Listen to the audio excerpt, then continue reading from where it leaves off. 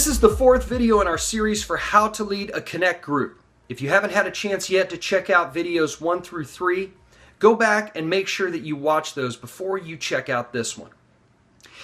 In this video, we're going to be talking about meetings, your gatherings. What do those look like? What needs to be done at those meetings?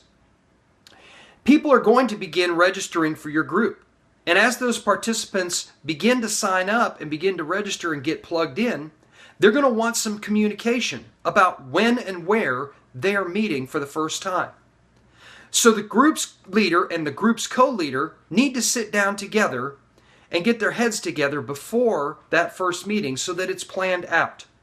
If you have a host for your group location, you need to make sure that they're involved in this discussion as well.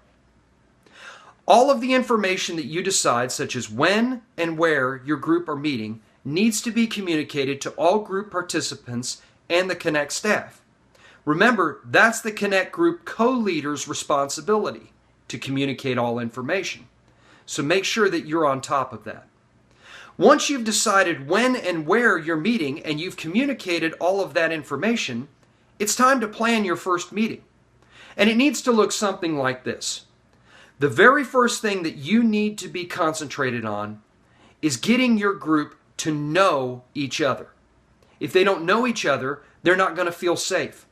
And so you might be able to build a fellowship building block, but you won't be able to concentrate on accountability or challenge or encouragement.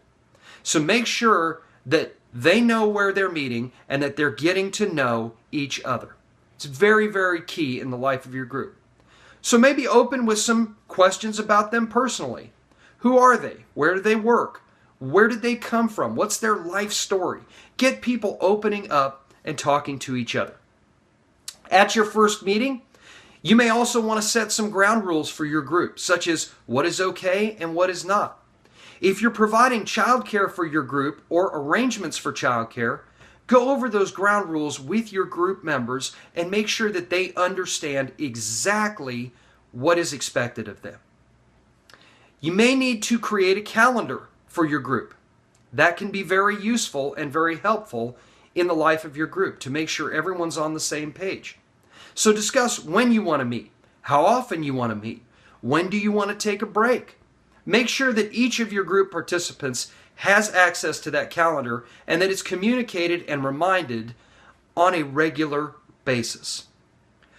Also, you may need to discuss with your group and get their involvement on any activities that you want to do outside of your regular gatherings. Maybe you want to plan a fun outing with the whole family.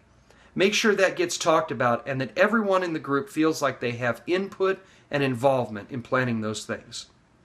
Make sure you are also focused and concentrated on fellowship, accountability, challenge, and encouragement. And above all, have fun with your gatherings. That's what makes them work. So let's talk about material. Your group is going to want to talk about a whole bunch of different things. And so you may need to schedule these topics out with your group. Maybe your group wants to discuss parenting. Maybe your group has always had a question about a particular passage of Scripture. Maybe there's a life struggle that someone's dealing with, and discussing that as a group or studying that could be helpful and beneficial to your group. So you need to figure out where to get material, right? I mean, you can't just crack open the Bible and know exactly where to go. No one really does that. So what you need to do is figure out topically what you want to talk about first. Then the best thing you can do from there is email me, brian.morrissey@connect.cc. The email address is right there. So make sure you email me with your topics. And what I'll do is I'll research for you exactly what you're talking about and provide you with some material, some suggestions that you can take back to your group for what you want to study. Once you've got that picked out, email me again or talk to me, and we'll make sure that we order material for your group. There may be a cost associated with that, so make sure your group understands that before they decide to go ahead with something. If at any time you have a group member or participant who can't afford to do something, talk to me as well. We'll make sure that that gets taken care of. So I hope this answers some questions you might have about your meetings, your gatherings, and how those are supposed to go. Remember, communication is key. If you have any questions, always ask, and make sure you're communicating all of your information with all of your group participants.